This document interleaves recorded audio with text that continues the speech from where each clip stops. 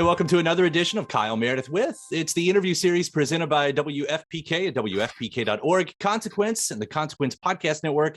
Thank you so much, as always, for checking this out. You know what to do. If you like what you see, hit the subscribe button. I put out 3 new interviews every single week, so it's a great way to keep up with all of your favorite artists. And I got to tell you, I'm so excited to be talking to one of my all-time heroes, and I really do mean that. Paul Reiser. Hello, sir. I didn't realize I was a hero. You're a hero. You are a hero. Yeah. I mean, I remember the time when you were little and I pulled you out of a burning building. I'll never forget that. He was so kind. When I was little, it was my 2 dads. Then it became the other stuff. Mad About You, Bye Bye Love, et cetera, et cetera. Wow. Right now, we're talking amongst many things, but the Kaminsky Method, which I sort of became low-key obsessed with. And I was so excited to see you join the cast later on because the show is so well done. You are now Emmy nominated for this one, Outstanding Supporting Actor in a Comedy Series. Congratulations on that nomination. Thank you. And it's so great to see what, first off, an amazing cast has done with a pretty original concept and script here. And the style that you all are working at, I wrote down subtle comedy, because it seems like that's a lot what's happening here. Is this I don't know. I know there are certain gears for certain projects depending on who the character is and what type of project it is. What was this for you going into it? Well, it's to Chuck Lorre's credit entirely. He created the show, and he has indeed created something unique. Chuck is an old friend, and I had seen the first season of Kominsky, and I was I watched. I mean, I love Alan Arkin and I love Michael Douglas, but I watched it specifically because it was Chuck's baby, and I was so blown away. I was so impressed because, Chuck has had such success beyond anybody else. In the half-hour world, he's 1,000 shows at 5 concurrently at now, and so he's become a master of that form. And so I was curious to see what his version of a comedy would look like on a streaming platform with no audience, single camera, and all the changes. And the content is much more adult and much more serious. And he created something really unique. It didn't look or sound like any other show. And it's exactly the kind of thing that I love, because I've always sort of bristled at the idea that there's comedies over here and there's dramas over here. I go, well, life is not like either of those. It's not laugh a minute and it's not heartache a minute. It's surprisingly shuffling the deck, and you don't know. It's like, well, that's funny, and that funeral was funny, and that wonderful party went horribly wrong. So things happen, and intimate moments can be suddenly funny, and funny moments can suddenly get intimate. So he did that, and nobody was trying for a joke. The characters, the laughs come from character, like their frustrations and their fears and their irritations and their irritability and their frustrations with getting older. And it was also unique for that reason. There aren't that many shows that are about old guys. Mm-hmm. And that was, I think, Chuck's 2-pronged mission was, or aspiration was to do a show about aging and about male friendship. And it's not a world that's been explored much. And it's a hard one to peg, because guys aren't great at being friends. Women come at it much more naturally, and so to see this odd friendship between Michael Douglas and Alan Arkin, 2 brilliant actors, dealing with, and they're not lovey-dovey friends. He was his agent, and they're always dancing around each other, and Alan is always pushing away. So it's a long-winded answer. So that was the DNA of the show, and it was exactly, the kind of thing I love. And so when I reached out to Chuck just to tell him how great I thought it was, and I jokingly said, why don't we do something like that? Come on, 2 old guys sitting in a car. I said, I can do that all day. In fact, I do it. I just short the other guy, but still, I'm sitting in my car. And he said, well, why don't we have lunch? And I said, so I remember coming to that lunch, and I said, well, we should do, because we had talked about it over the years. Let's do something together. And I had 2 or 3 vague ideas. What if it was about this or that? And he said, put that aside. Would you like to come onto this show? And yes, I would. You don't have to tell me now. No, I'll tell you now. Yes. Because he had already had this character in mind. And the idea was that Michael's daughter would be dating an old guy, and that would be cause for irritation and karmic payback for Michael, who's been dating his character, been dating younger women for years. So I think if I hadn't put myself in Chuck's line of sight, I don't know that he would have said, let's call Paul. Because I think it was meant to be older. In fact, that was the first thing he said. Well, we have to age you up. So hence the bald cap and the padding and everything else. But it was really a dream job to work with those scripts, with his writing, with these actors and Sarah Baker and Kathleen Turner and Lisa Edelstein. It's just it was all perfect. Even in a pandemic, which was a challenge. And it made things harder. It was like walking with ankle weights on. It was slower, but it was a joy to do this show, and then to get an Emmy nomination, like that's a cherry on the icing of the cake. Yeah, you actually opened a little door there further into the insight into the show, and what you said was your long-winded answer. I'm really happy you went there too. What a long-winded answer! I'm exhausted. Do you mind if we lie down for a while?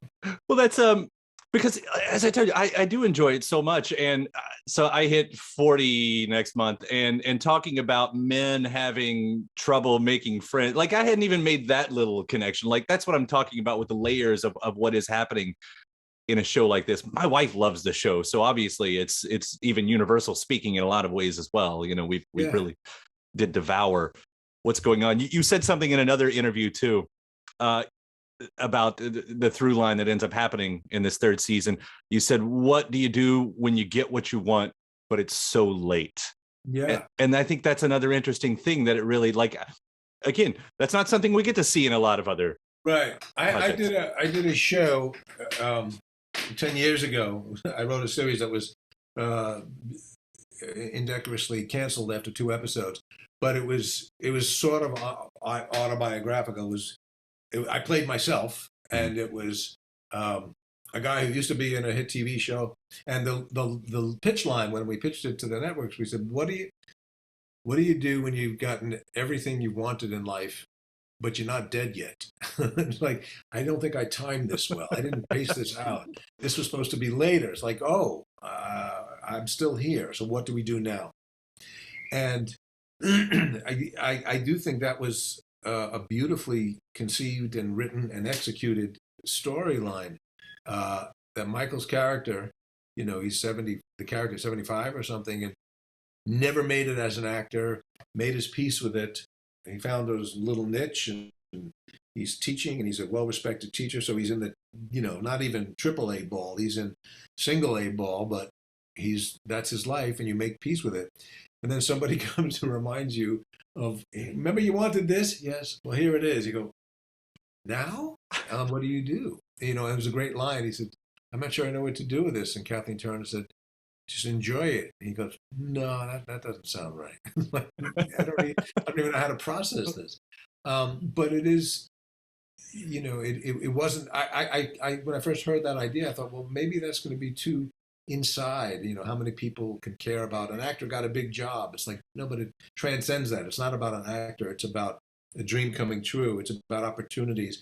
And it's also about hang in there, because you never know what surprising, nice surprise might be around the corner when you're 82. Well, there's a moment in this third season too where it ties, even as we're looking into the meta parts of what's going on, your current self with your early self, because you guys are watching Diner. The laugh out loud moment, whose idea was that? Because what a great little spot to throw in there. That was Chuck. That was Chuck all the way. Chuck had the idea to invite Barry Levinson in because he had heard that Barry was a fan of the show, and he reached out and said, I need a director of a movie. Would you play yourself? So then once he had that, and the fact that I was there, he said, well, let's put up a Diner reference. Diner was a surprisingly important touchstone for a lot of people, as guys and also as filmmakers. People like that. It was so ahead of the time that Barry sort of defined that world of no story. Mm-hmm. It's just about characters. It's about talking, and 5 guys sitting having a cup of coffee can be really funny and rich and deep. You don't need, a chase scene or a drug deal. It's like, Right. this will be plenty of entertainment. So guys like Chuck and 1,000 guys that I've met mention that movie as being so important to them culturally. And as mentioned, it's funny you say your wife enjoyed Kominsky. I was surprised that anyone under 50, man or woman, would watch Kaminsky. It's like, well, it's about old guys. But I've been so surprised that people in their 20s like it. I'm going, I don't get it, but sure, and yes, you can enjoy Star Wars without actually being, in the future. You don't have to live it to enjoy something. But it is an interesting world, the world of guy friendship. And that was the show that I mentioned that I did that was canned, what became what it was about. There was a period when I was sort of, not retired, but I sort of slowed down after Mad About You. And I had two young kids. And so my world by choice was I was just home and I was enjoying my kids and I was dropping off at school. And I realized that all my friends were these guys that I didn't choose. They were Mm-hmm. they were the husbands of my wife's friends or the fathers of my kids' friends. Right. I went, I didn't pick these guys. But then that becomes your club. And I thought, well, that's a really interesting world. So we had this group of guys that were friends by default. And, still to this day, it happened just the other day. There's a couple that we're very, very close with. And my wife will often go out with the woman in the couple, and I'll hang out with my buddy. And the experiences are entirely different. My wife will go, oh, I say, I had a nice time. We spent a couple hours. How's their kid doing? I went, well, I don't know. Didn't come up. How's she feeling with the thing? Yeah. Huh? She was sick? I didn't know. Didn't come up. And they'll come back and they're so, women will bond and they'll share and guys will talk about whatever the hell we're talking about. But it's a different experience. And, and we don't know how to do it. I mean, I remember the inspiration of the show. I keep talking about it. It was the show that I loved and it just died so quickly, which was It's the Paul Reiser show, right? Yeah, which I didn't pick the name. That was foisted on me. That was not easy to remember. Easy to remember, easy to cancel. And but I wrote it with a buddy who was exactly that situation. We became friends because our wives were friends, and they both said, "Oh, our husbands should really, they would like each other." And we both independently went, I don't need more friends. I'm good. I don't need another person to try and not see. And then we got together and went, well, this guy's funny. This guy's nice. And then we get together. We suddenly had this routine of every week, once a week, we get together and we smoke a cigar and have a drink. And we started to share.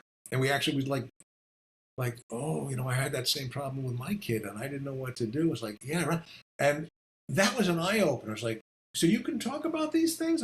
Yeah. And like, oh, I see what the women are enjoying about this because I feel better. He had a similar problem. I'm not happy for his problem, but like, okay, so it's not just me. And he didn't know how to handle that situation. Right. I didn't, and like, oh, well into the 50s at this point, thinking, oh, so guys can talk. Nice. Who knew? You reminded me of one of my all-time favorite movies. It's a very tiny movie. Not a lot of people saw it, but it's Walter Matthau and Ossie Davis. It's called I'm Not Rappaport. Yes. And yeah, it came from the play, ended up a movie, very small movie, but it's a and they were well into their 70s both, and it's just two guys talking for most of the entire movie. Apparently, you hit my genre. That's what this is all about. Well, it's an interesting world, and even to some extent, Mad About You. I can't tell you how many times, more often than not, a compliment, somebody who enjoyed the show, will begin with, my wife made me watch it. I go, well, what do you mean she made you? You don't have to watch. But it was because it was about relationships and it was about working on the relationship, which is traditionally more, likely going to fall into the lap of the woman of the couple. It was more of a go-to for women, and and the bond again became about the sharing, because the reason to whatever extent it was a success, it was people would say, "Oh, that's my husband," or people would always start with like, "Oh, I elbowed my husband. That's what you do," and he would go, "That's what you do," and like again, people are comforted by knowing they're not the only ones, and that was a great fun place to write from. For Mad About You, it's like the more personal stuff we can put in the show, the more far-reaching, the appreciation would go. Yeah, it was earlier this summer. I watched the entire. That was one of my pandemic watches. Mad About You, front to back, including the latest season. Wow! Because I'd never done it. I'd never done it. I was like, oh, I'm gonna. So first Good off, for you. That's why it's also been really fun to get this chance to talk to you right now of all the times, because I really, about 2 months ago finished the entire run of that, and watching. I'm going to throw out a few compliments here. The physical comedy that happens in that show is so underplayed. There's a moment, it's one of my favorite. I can't even explain to you remember which episode it is, but you and Helen are having this argument, and you're exasperated, and you're just looking for anyone to back you up. And of course, there's no one else in the room but the two of you.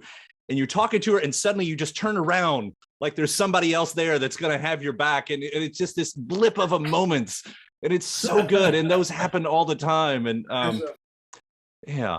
It's so fun. Well, thank you. Yeah, those were always our favorite moments. There was some great writing. There was great writing. There were great jokes. But those things that we would find that were interpersonal. And you're absolutely right that I think a big part of the appeal of the show to people who did like the show might not even be able to pinpoint what it is they were drawn to, because it was often just these sort of invisible rays of connection between the two. We would something as simple as you're passing me by, passing each other in the kitchen, and you just touch a shoulder, or you touch and like, oh, that's what people do. Yeah, it's not in the script, but it's just, oh, well, they're, and there was no shortage of those moments. All the writers, we would all come in, and actors too, we would all come in and share funny stuff and go, oh, you got to put that in the show because that's true. The single most thing that people, the thing that people will point out most to me, they'll go, maybe this is just me. And I go, no, it's everybody. The moment is when it was a silent little open teaser. We used to have these little, before the show, these standalone things. Was I'm sitting minding my own business watching TV, and she comes out with the toilet roll and the thing. It's like, basically, just fucking do this. Is it that hard? But she doesn't say. She just shows. And it's like, well, that was gold. It's like that. If you had to pick one moment, that's probably the show. It's like, I love you, but could you just do this? And those things made me so happy. I mean, that really, I don't remember that moment, but I could certainly picture what you're talking about. Yeah. Because I still do it. You're just looking for backup. And like, does anybody else want to help me here? And that's all it was. Just such a quick little glance. Like, I don't know that many people would have noticed it. That's really fun. I want to ask real quick, because I know we got a late start. Do you still have a few minutes here? I'm good with time. Okay. All right. I just wanted to make sure. 40 or 50 moments like that will entertain me. Well, as I was looking back and sort of what was happening, especially around that time, and what you've been up to lately, I want to point out, so you did There's Johnny just a few years ago, and that was an overlooked show as well. And I know it sort of got lost. That needs to be, that one is at least available. That's on Peacock. Mm-hmm. And I would encourage your listeners to go find it. It's called There's Johnny, with the lovely, lovely Jane Levy, who's brilliant. And that was a labor of love that I worked on for a long time. And, it's an interesting world now that we live in, that there are platforms that things can live. So if you didn't see it, you can catch it 4 years later or 10 years later, and that's fine. I don't need anything to be seen on the opening week. But it's frustrating when things fall through the cracks and don't get on, like the show I was talking about, the Paul Reiser show, wasn't called that. It's like I've made efforts and I've been unable to unlock it from the legal things. It's like, could you just put it on somebody's platform so my cousins can see it? Nobody saw it. I don't. But yes, but There's Johnny. I'm sorry, I cut you off. That's all right. It's funny you said that. I loved it. It was something I really was proud of, and it came off really, really well. And that was something I was not in, but I loved being able to sit back and pull the levers a little bit. Well, what I really find interesting, and especially, you know, drawing a small parallel with the Kaminsky method too, is it seems like it's a lot easier, or people lately are having a lot more success of doing the movie about the film industry, the comedy industry, than it is about the music industry. You know, I mostly, I live my life in the music industry. It's so hard to make a good music movie. Like Almost Famous might have been the best one, you know, that I can think of off the top of my head. And to see something like There's Johnny and what you were doing there, and again, Kaminsky Method, it just seems like there is a really good sweet spot right now of being able, because it looks real anyway. I believe it. It's interesting because I don't. Yeah, there have been shows about the music industry.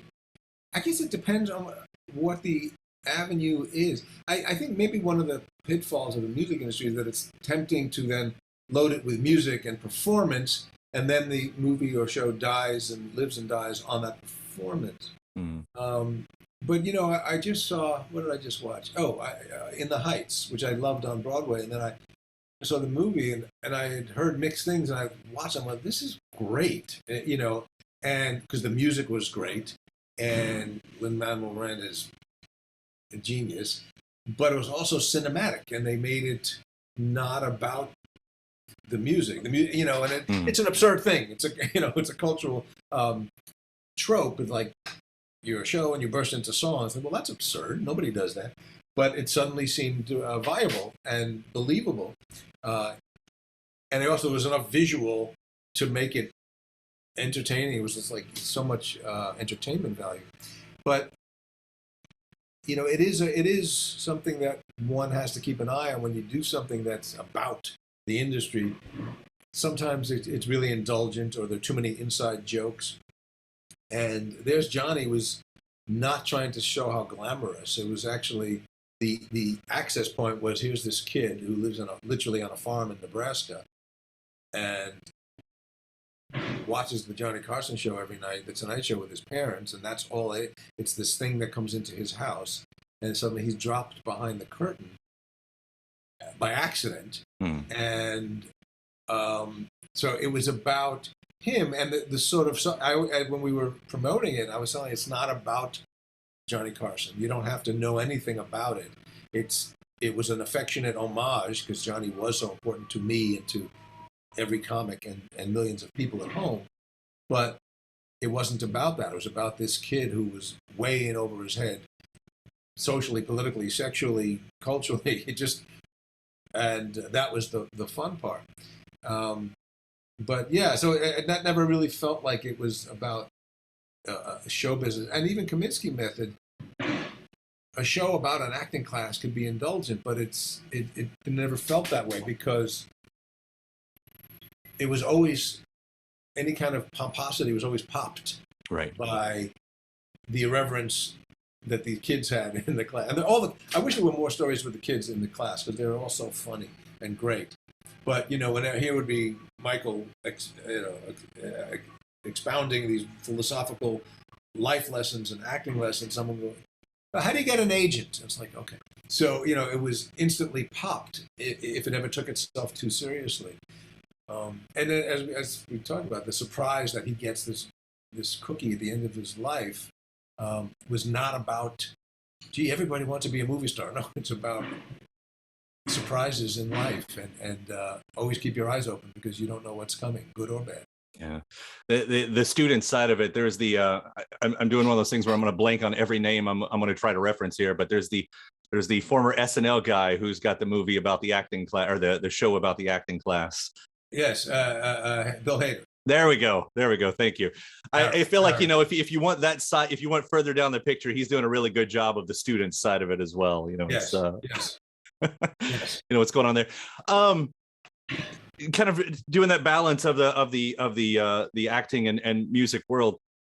Is there an alternate reality when you could have gone the other way? I mean, you do play piano and maybe other instruments. I don't know. Famously, you co-wrote the "Man About You" theme song. You've done a little rapping with Megan Thee Stallion lyrics, of course, in this latest season, which I think everybody is kind of. Is there another world where you could have done more music? Somebody asked me recently, what would you? Are there any secret projects? And it's like, or anything you're itching to do? And I was a composition and classical piano major in college, and I've always wanted to, and I always play, but it's always been for my own edification. I never intended to. I think when I was in college, I thought, well, I'm going to do that.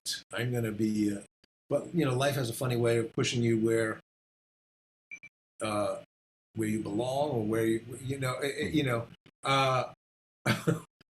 I thought for a moment when I was 21, well, I knew I wasn't going to be a classical performer, piano. It's like that's a whole other level. Mm-hmm. Like there's the NBA, and then there's guys who can shoot the ball in the backyard. It's like I'm in the backyard. Well, I can write, but what kind of life is that? And the reality was that performing and stand-up was calling to me, and I had to sort of clear the field and get to that. Like, oh, that's kind of seems crazy, but that's actually what I want to do, and I'll just keep music to myself.